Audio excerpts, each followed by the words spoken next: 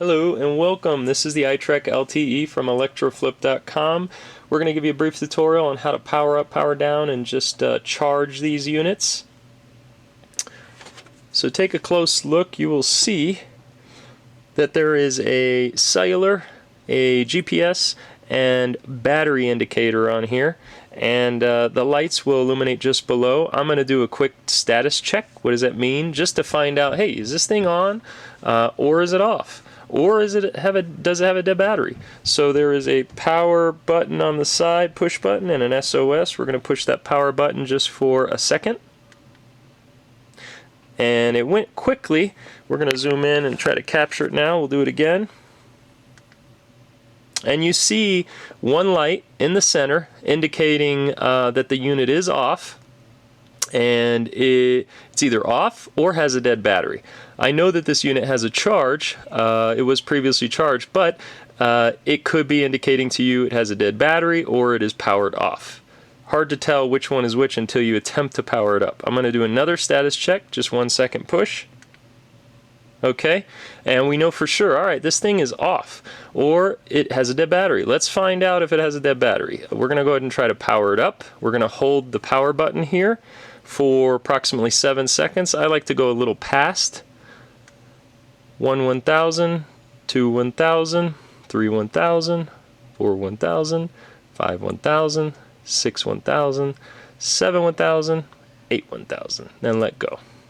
Now, keep in mind, you notice that it booted up and showed a series of lights. The temptation to let go of the power button is great. So a lot of people try to, just push the button, they see those lights and let go. No, that's not what you want to do. You need to hold down for at least that 7 seconds. 7-8 seconds is where you want to be. The reason is it's in a boot up process. If you let go, you're telling it, oh, never mind, cancel that operation. So in this case, I let it boot through the entire sequence and kept holding. Now we're going to check, is it on or is it off? Look at that. We got 3 lights indicating that it is on, and it blinked a few times in the center, letting us know we've got no cell coverage where we're at in this indoor building, or particularly because there's probably no SIM card in this device right now. Pushing it again. Again, all 3 lights illuminated, and we got a series of lights under the cellular. We know it's on when you see all 3 lights illuminate initially. I'm going to push that again to double check. All 3 lights again. We're good. I'm confident. I know that for sure this thing is on. When you're doing a status check, you don't want to just smash it, smash it, smash it. You want to just push it once, wait a few seconds, let it do its thing, and then push it again, wait a few seconds. Logic is that you don't want to disturb it trying to connect with the cellular and GPS satellites and things like that by just randomly smashing the button. So just be patient. Push it once, wait a little bit, push it again, wait a little bit to get a confirmation for sure it is on. We're going to go ahead and power it off. I'm going to press and hold again for that 7-8 seconds.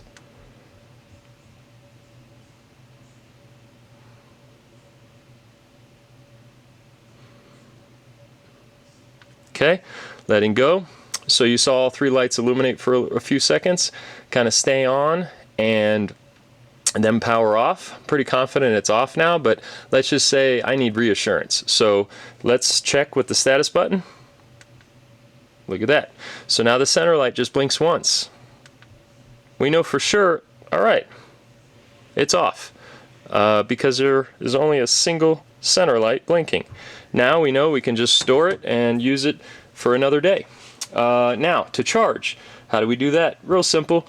Make sure you are using the cable that was included with your iTrek LTE. Why this cable? Even though it looks just like an Android adapter, you have the temptation of using just about anything laying around the house, because these adapters, the ends are pre-wired specific to this device. In short, the wiring is in reverse or has a certain polarity change that our manufacturer has done, so that another cable cannot be used, and so that it pumps a little more amperage to the device to power it. So long and short is, use the cable that came with it. If you lost it, you got to buy a new one.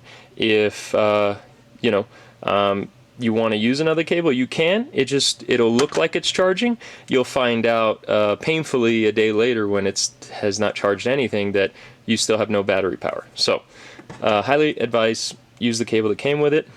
As far as the wall plug, we recommend obviously the same wall plug that was included, but you can use just about any wall plug as long as you can confirm you're getting at least 1 milliamp pushing to the unit, and it'll tell you on the back of this wall plug 2 milliamps preferred, or 2.5 milliamps is fine. Under 3 milliamps is fine too. So anyway, but ideally stick with the wall plug that came with it. You won't void the warranty, things like that. So put that to the side. All right, so how do we plug this guy up? There is a port right here.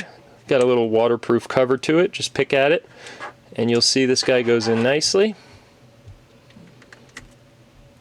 You'll feel a sort of click sensation and unclick when you click it in and unclick it out. Okay, and it's that simple. No different than your mobile phone. And plug it into a wall, let it sit for a couple hours. Couple hours meaning 3 to 4 hours is sufficient, or leave it overnight and you'll have a full charge. Now to disconnect that, show you something else.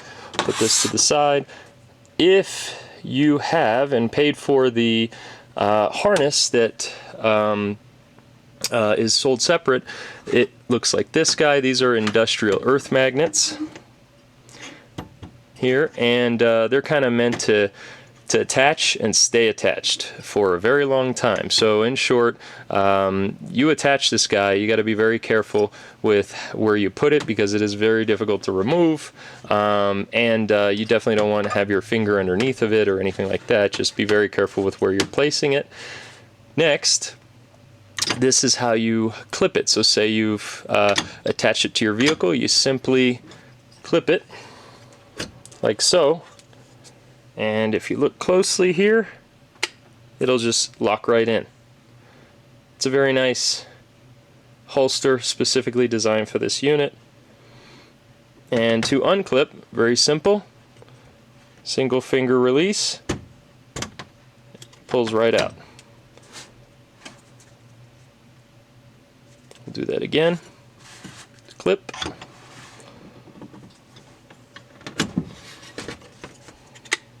Just like that.